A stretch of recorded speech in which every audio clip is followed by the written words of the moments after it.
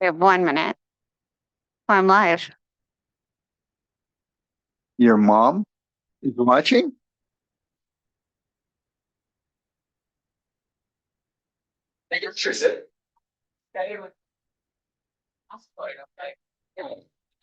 Oh, yeah. Well, kid, that's the worst kept secret. Never tell your parents anything.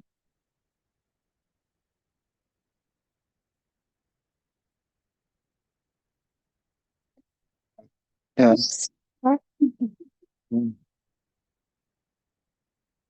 Thank you so much, Juliet.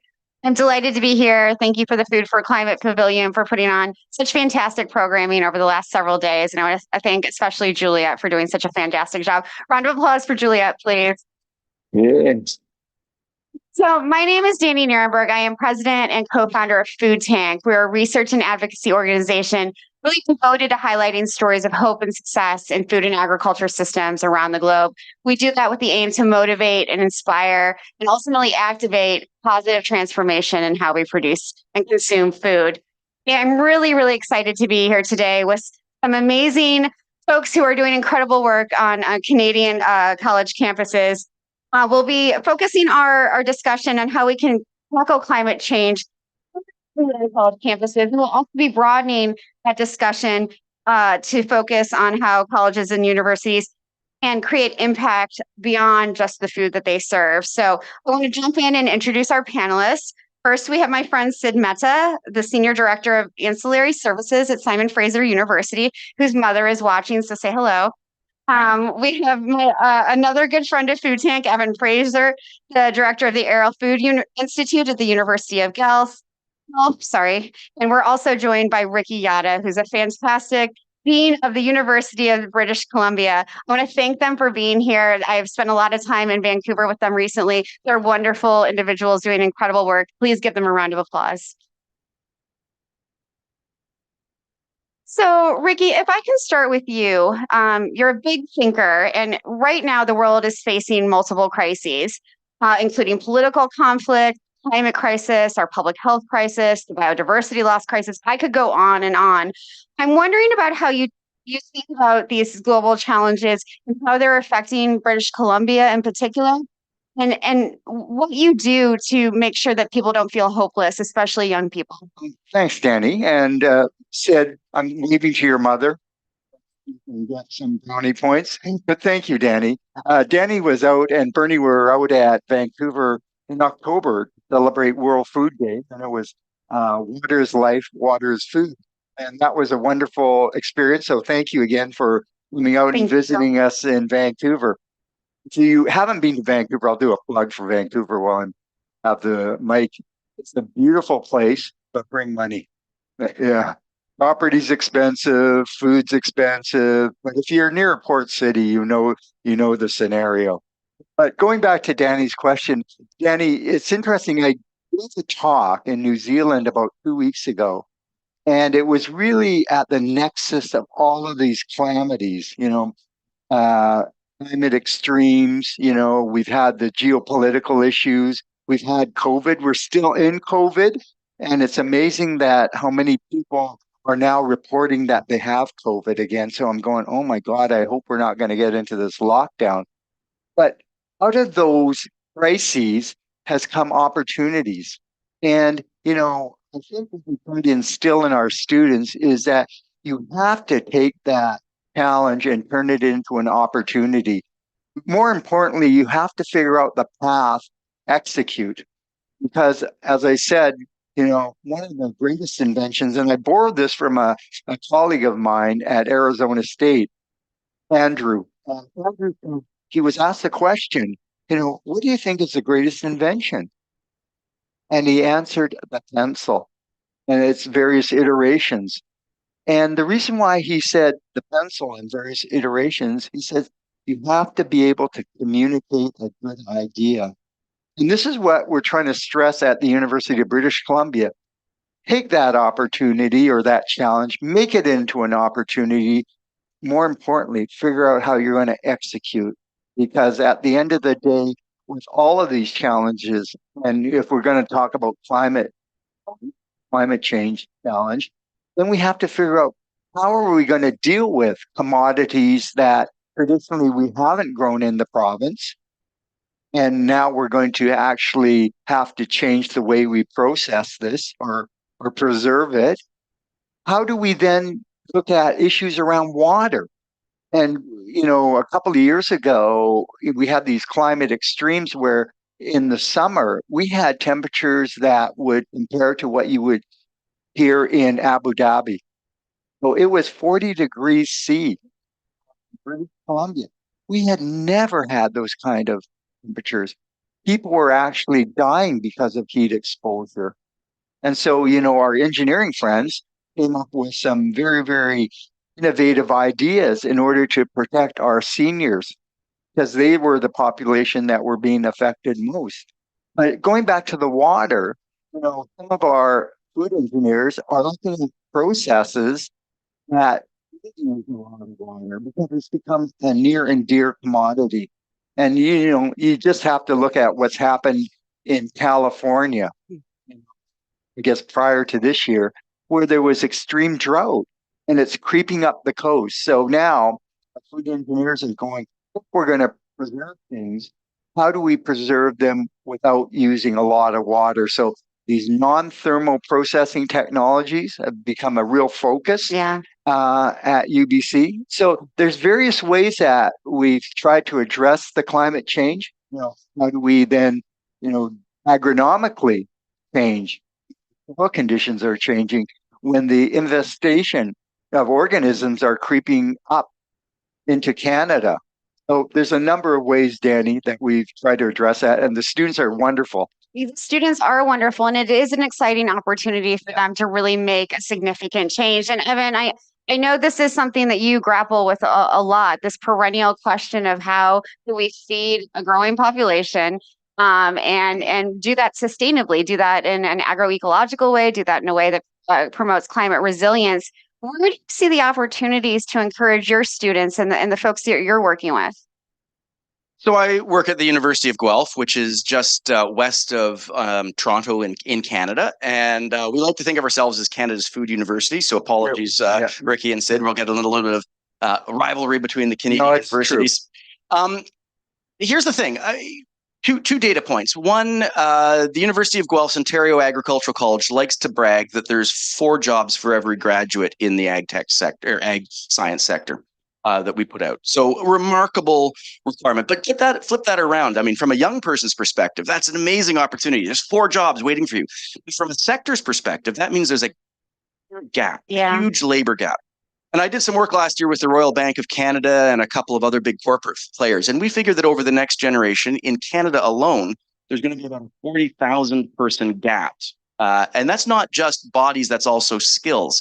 Because not only do we have to fill the people with that, we also have to acknowledge that the farmer of the future is as likely to wear a lab coat or be a data technician as a director and wear work boots. Massive transition we're facing. But from a young person's perspective, what a huge opportunity. Not only can you participate in what's arguably one of the world's, thanks, Ricky, what's one of the world's most exciting and important sectors, feeding the future while reducing the impact of food systems on the planet, you also can pay your mortgage off. Sure. So the pitch that I take with high school students is exactly that. Come to a place like the University of Guelph or Simon Fraser or Columbia, maybe. And if you do that, you will be trained not only to be a good soil scientist or into animal husbandry or one of these traditional ag disciplines. We will train you in foundational skills of group work and conflict resolution and those soft skills, and we will train you to be good in STEM, the science, technology, engineering, and math. And if you get that combination of skills, you can solve one of the world's premier problems, and you can do a good job. And that for me is a winning combination. Talking to young people. That all makes a lot of sense. It sounds like you're selling that really well. But from my perspective, as somebody who grew up in a rural area, and I know lots of kids in Canada are growing up in rural areas, thinking about entering the agriculture sector is not something that is sexy or cool to them. And I wonder how you counteract that stereotype.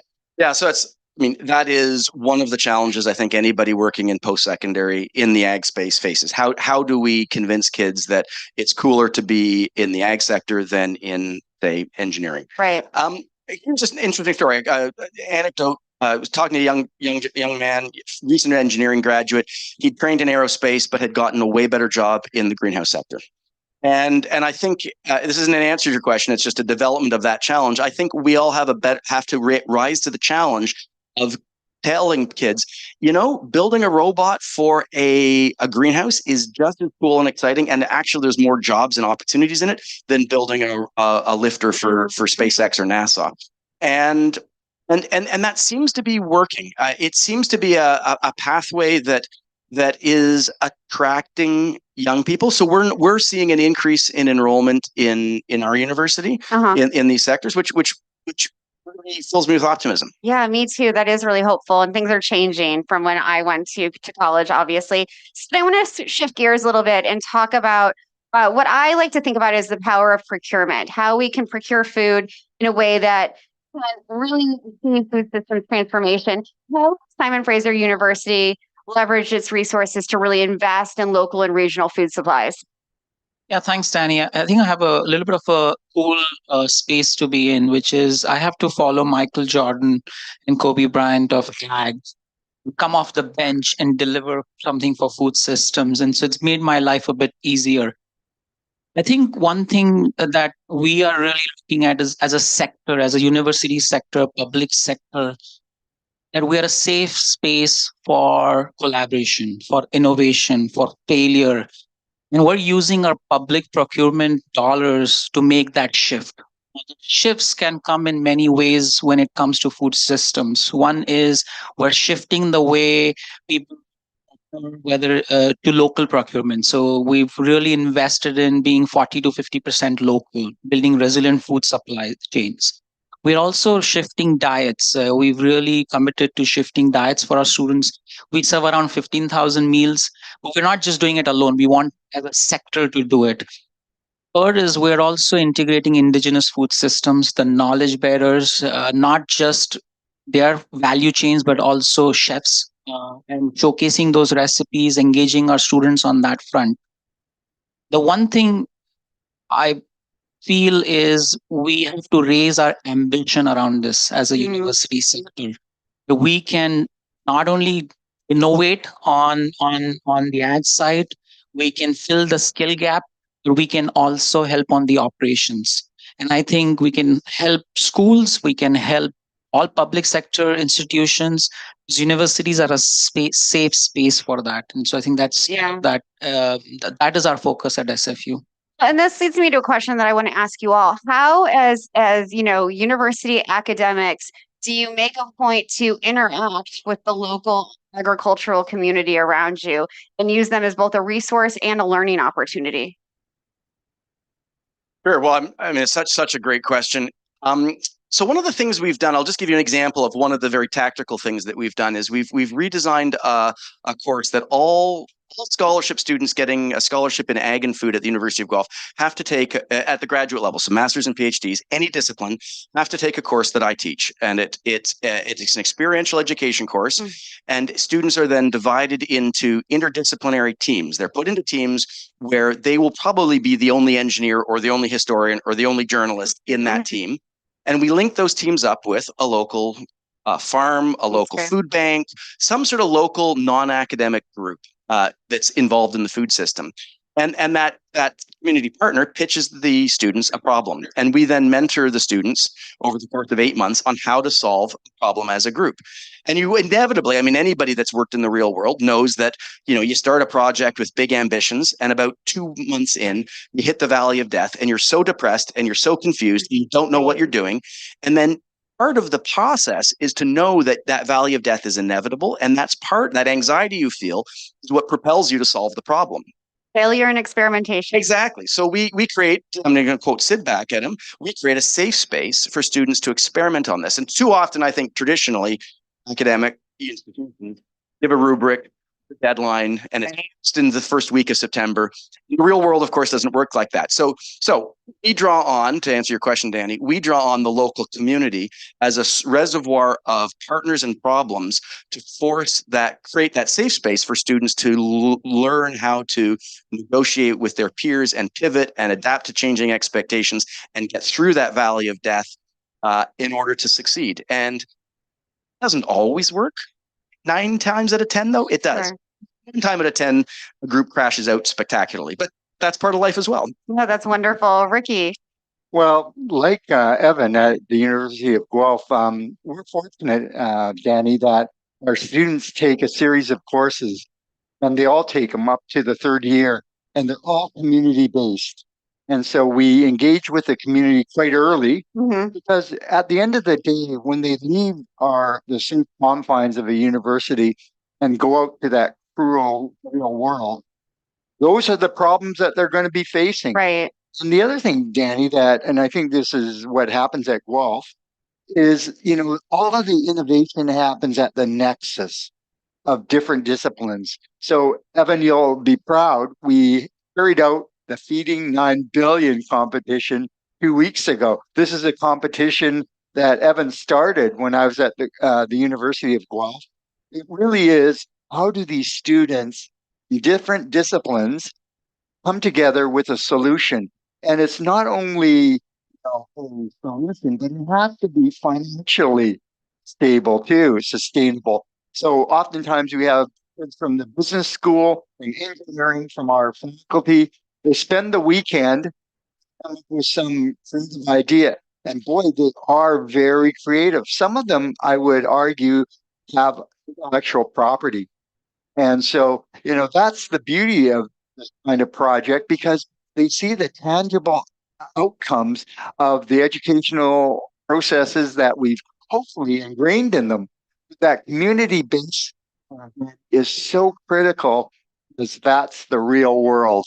Well, community based. We initially wanted to start off this panel about food loss and waste. Yeah. If you can talk about some of the community based projects that are trying to address that issue. Yeah. So part of this food and health nexus, it's a challenging one because, if we talk about healthy foods, oftentimes they're more expensive, but yet the societal slice of life that are suffering from these illnesses, and I'll talk about the chronic illnesses of type 2 diabetes, obesity, cardiovascular, often happen below an economic strata. So how do we feed those people?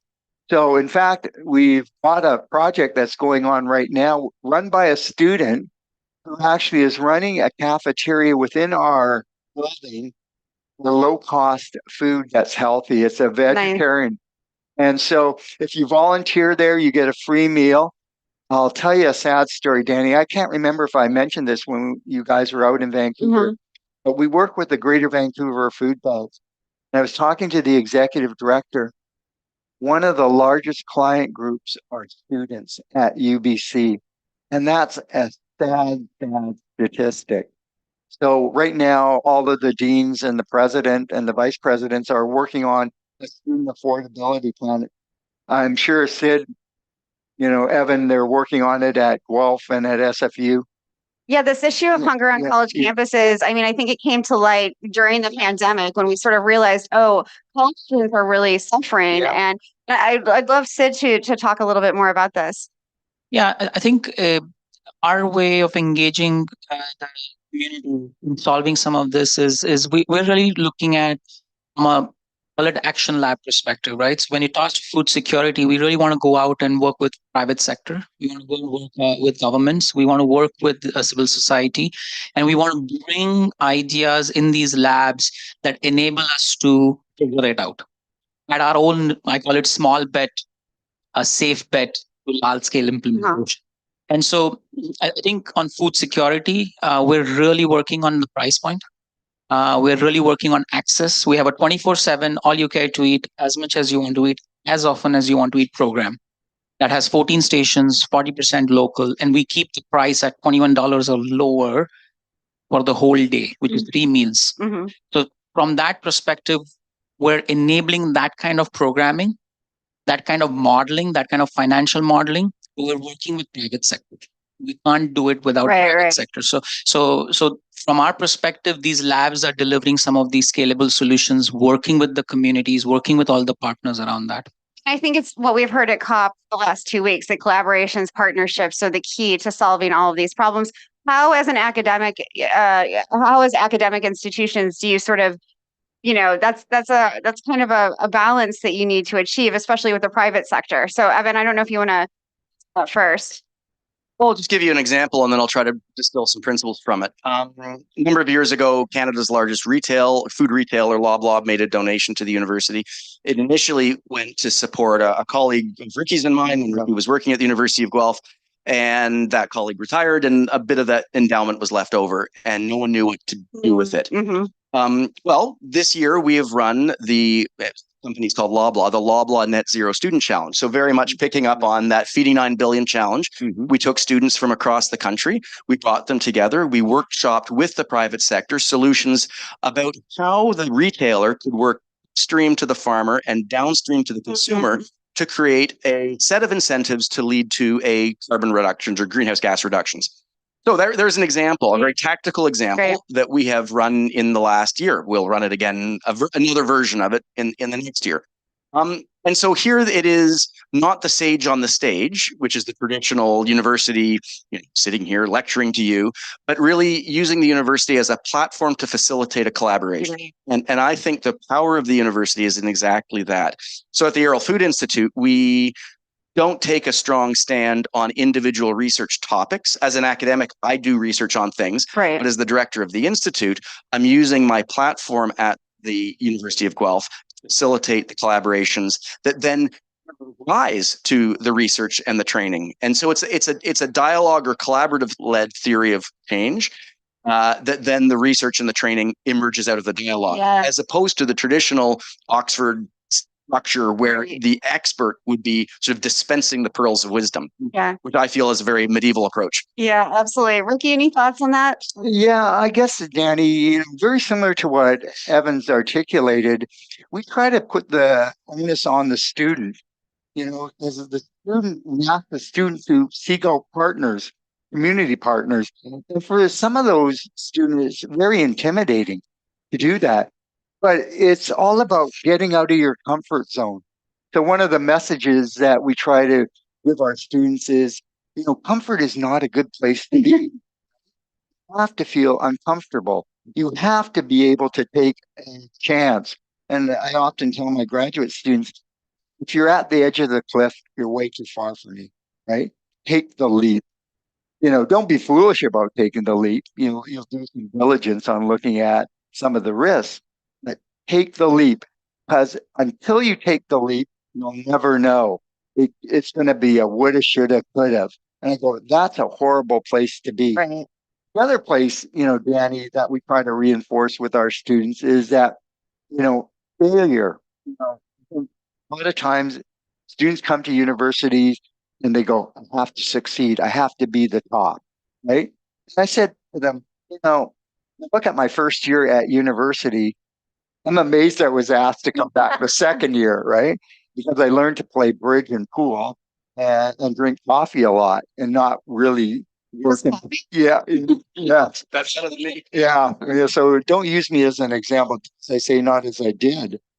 But, I said to them, I've learned so much more, even as a scientist, by failing, because you have to do some error analysis. If you're naive enough to think if you do the same thing and you're going to get a different result, then you understand science way at a higher level than I do. So, those are kind of the reinforcing messages that the faculty tries to give to our students. Sure. Sid? I think we have to raise our ambition. I think as a university, we, as a sector, we can help with the food system transformation on several fronts. We can not only build the knowledge and the science and skill, but we can operationally really bring our ambition to fruition. But just in Canada alone, we feed 1.5 million students. That's 65 million meals, 65 decision points that just as a sector we can influence. And I think we have to raise that ambition. I think we have to work with multi-sector partners, government and private sector, do that. So I think my real call to action and to build on what Ricky has said is don't stay on the cliff, jump. Sure. Is to really to raise the ambition. Absolutely. It's good advice. But I'd love to go back for a few steps and say, talk about, your role in promoting indigenous food systems among your students and faculty at your university and what that looks like. It's it's been a rewarding journey. We started this journey by working with the BC Ministry for Agriculture and Food, looking at indigenous food systems. Because the question that kept coming back to us was, what is Canadian food? Students from all over the world come to our universities, and we didn't want to leave the impression that it was clean or it was only this. We really wanted to build on. Thank God there's not a Quebec University here. It was that indigenous food is Canadian food, Sure. and we really wanted to do it the right way, which means we had to listen to our elders from the communities. We had to work with the food champions within those communities, and so we built a program called Rooted, which brought indigenous food recipes, culture, the knowledge. We have indigenous chefs working. We are now taking the second phase of that approach, which is now working with the communities to build value chains. Mm-hmm. Informal value chains and the formal value chains, and bring that into our university, build all the tools that are required to enable that, and then scale it across not just British Columbia but across Canada. So that's the ambition we have, and through our Rooted program we'll continue to take the jump. Exciting. It's very exciting. I do want to turn to curriculum now. So Evan, you spoke about, this need for experimentation. There are 3 great universities up here, and I think you can set an example for universities all over the world, not just in Canada. How do you build the curriculum that's necessary so that academics like you aren't continually reinventing the wheel, writing new textbooks, writing new lesson program or lesson plan? Sorry, not an academic, obviously. And so how do you share that information so that, again, not reinventing the wheel in so many different college campuses? Go ahead, Evan. All right. Well, here's again. I'll just draw and give you a specific example of a project that we worked on a couple of years ago now, and this was emerging out of Ricky's shout out to the Feeding 9 Billion Challenge. So about 7 years ago, I received a grant from a foundation called the Pierre Elliott Trudeau Foundation. Not the current prime minister. The current prime minister's dad was named after. And out of that, I was able to work with a group of journalists and artists, and we created a graphic novel called #Food Crisis. It was a sort of a fictitious food crisis, and it was backed up with essays. We created worked with some drama students and created an audio drama, again, about a sort of a dystopic food future. A series of whiteboard animated videos explaining different aspects of the food system, created a bunch of learning outcomes. We then worked with a bunch of high school teachers and extracted key elements of the Canadian high school curriculum. And what I learned is most countries, high school teachers are given high level guidance as to what learning objectives they need to achieve, but they're not really told what to do next Tuesday. Right. So they have to, students have to be aware, say in grade 12, of global issues surrounding resource systems and humanity's place in it. But how do you do that next Tuesday? How do you achieve that learning outcome? Right. So we attempted to take these materials that we'd created and said, if this is your learning outcome, this is a lesson plan that you could do next Tuesday. That's great. And then we've distributed those lesson plans with those digital resources all over the world. Yeah. I mean, we've got hundreds of classrooms all over the world using Fantastic. that Feeding 9 Billion curriculum. So that's an example of attempting to take what we would consider best practice as determined by the university or us, quote unquote, thought leaders. Sure. Terrible phrase. And attempting to disseminate that as widely as possible so that not everybody has to reinvent the wheel. Yeah, I love it. Ricky, do you want to build on that? Yeah. So Danny, discussion at the dean's table, and this includes the vice presidents, is what will the curriculum of the future look like? And I think all of us around the table came to the conclusion that curricula is very prescriptive. And so this whole concept of you get a degree in, for argument's sake, food science or nutrition, you really don't have a lot of flexibility in that degree program to explore things you may be very interested in, and it could be a timetabling thing. So we're looking at how do we liberalize our degree programs now so that students really can follow their interests, yet maintain the core of what that program represents. I think we build in too many courses that are iterations of some of the foundational courses. And as long as you learn first principles, I'm a strong believer in you have to learn first principles. And if you do that, and it doesn't matter what commodity you're looking at, you can probably solve a problem. So we're trying to do that. And then, Danny, one of the things that students often complain about, and I would say this is pervasive, they do these student evaluations at the end of a course. And, they can be critical. And then the next year, nothing's changed, right? You go, the professor sucks, right? And he continues to suck, he or she. And so what we've tried to do now is our associate dean of students really takes those seriously. And she actually has a one-on-one with the instructors to say, you know what, I think you need to pull up your socks here. And so that's worked well for some. Others, well, they have to learn some listening skills, but we're trying to correct that. I'm honored. The course continues to be bad. Sure. Thanks for that. Culture for a minute. This is such an important key or important thing about how we communicate issues around food security, the climate crisis. It's something that Food Tank has tried to do. My co-founder has been very focused on creating plays and musicals and other things to really make sure that young people especially can learn about these issues in a way that is comfortable for them. And I think that's a problem on college campuses, that students aren't always able to learn in the way that they want to learn. Culture can help them do that. Yeah, two comments here. One of the things we did that was a tremendous amount of fun in sort of building these sort of traditional resources or pedagogical resources was to create a card game. And does anyone have kids that play the game Sushi Go? I don't know if that's familiar to anybody in this room. It's a really good little card game for kids.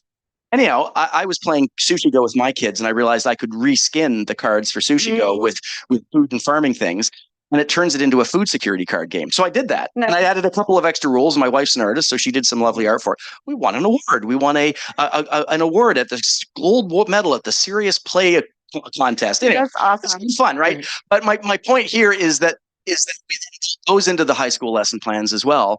And it creates an online, we tried to build an online version, but it created a platform for a dialogue that broke down a lot of the traditional ways of doing it.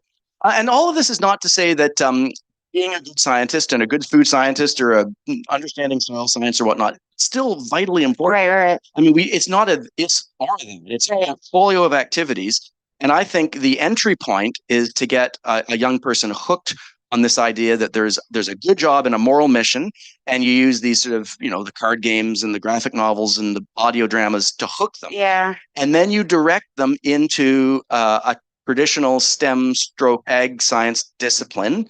But as they're doing that, you carve off, and I think the right ratio is about 20 or 30% of your effort to focus on those foundational skills of conflict resolution, active listening, project management, group work dynamics, critical thinking, communication skills. And you, in that 20 or 30%, you put a strong underpinning of equity, sustainability, social justice.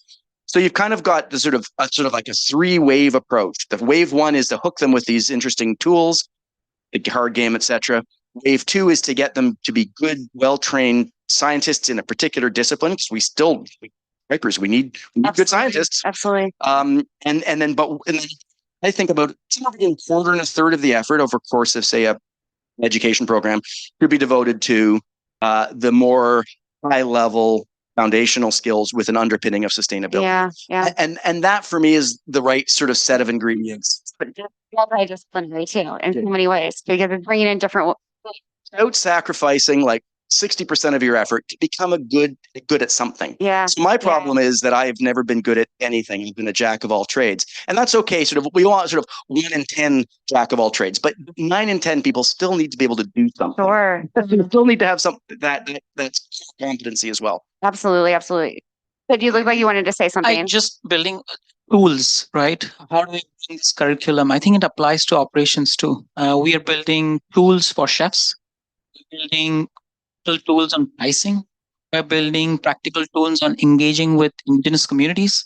We're building some of these tools that can be replicated again and again at various institutions, not just within BC, but across Canada, across North America, because the principles are similar. So I think this idea of creating curriculum that can be used again and again, something we need to steal, so to say, on operations, share and build that knowledge, and then share that knowledge in knowledge mobilization platforms. So I think that's really critical. Yeah.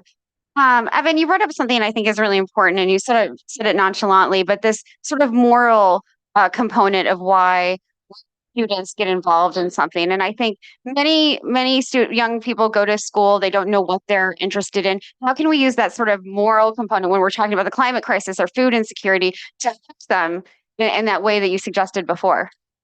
Yeah, I mean, I started my academic career about 25 years ago, and I gave a whole bunch of lectures about problems and the background and things. So I would give lectures on climate change and food security and whatnot.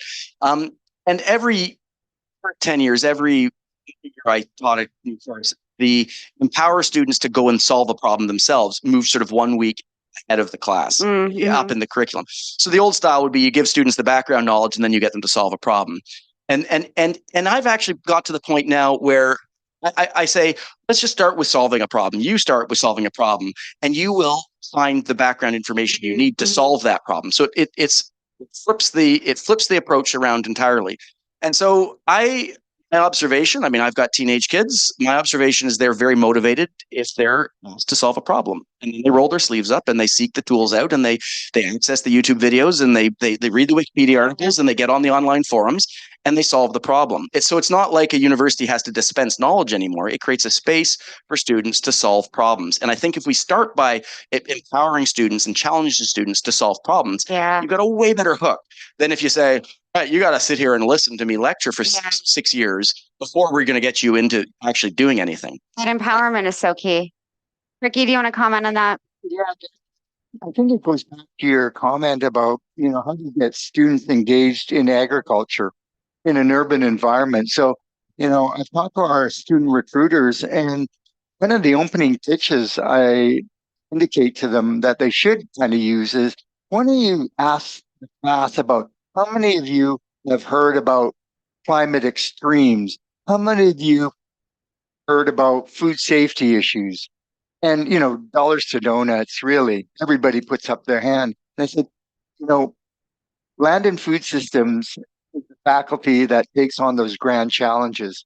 An agricultural faculty, but you'll use a plethora of skills. You'll do analytics, you'll do machine language, you'll get into the field and get your hands dirty. So it's all about that. It's the multidisciplinarity, and it's bringing relevancy. And I think that's even more important to our donors. Our donors have become what I would classify as philanthropic venture capitalists. And so they believe in a philosophy. And I think for Evan and Sid too, donors at your respective universities go, I love what, Bruce doing around sustainability, climate action, and I'll donate, but I want a return on that donation. And that that return may be a naming opportunity, but there's I feel good inside return. Let's hope so. Yeah. That's great. Yeah. I think to sort of sum up this program, things that I've learned over the last maybe 5 or 7 years is that I, as somebody who's sort of mid-career now, needs to start looking for mentors who are younger than me. I think this is a really important approach. And all of you, as people working in university systems, I wonder what important lessons that you've learned from your students that you could share? Because I think it's so important to remember that we can learn from young people. We're not just here to teach them things. I'm learning from them constantly. My staff is much younger than I am, and there's only a few of us, but they teach me something every day, including Kenzie, who's right here in the front row. Who's getting her anthropology degree or her anthropology PhD, but I learn from her all the time. What do you learn from your students or the young folks you work with? Well, I have a 7-year-old and a 9-year-old in the house that teach me every day lots of things, including the values of how they want to take care of their planet. I don't think we have to convince that generation. They already talk the talk. We have to be enablers of that. We don't do enough of listening. We have an amazing role model right here, a youth role model from Vancouver right here. And we want to listen, and we need to listen more. I think all I do is, that's great, let's do it together. And so Wonderful. we work with student groups like Ban the Bottle and Ban Plastic on campus. Wonderful. And so really just listening and doing is best way to get on with this stuff. Evan. Yeah, I mean, dispensing knowledge is cheap and old-fashioned, and the secret to success is to use the platform to engage and empower young people to solve problems, and that's where I go. And Danny, I think what I've learned from students is the power of listening. So a lot of our students go out on what they call a co-op internship. So they go out during the course of their degree program, work with a community partner, and then they come back and report, what the community partner has done or what they've learned from the community partner. And we hopefully actually incorporate some of the lessons learned from the students. So again, it goes back to relevancy. But the other thing I really admire about our students is their ability to be resilient. I look upon my academic career and it was pretty tight. And so they're pretty flexible. They come, a problem comes up and they go, okay, let's try to figure it out. They learn to leave it behind, right? Yeah. That's a wonderful skill. And they've learned, I think, a little bit more about work-life balance. Absolutely. Great. Yeah. Resiliency, work-life balance. Those are really great lessons. I want to thank our panelists. Thank all of you for being here today. It's wonderful to see so many people here. Thank you. Thanks.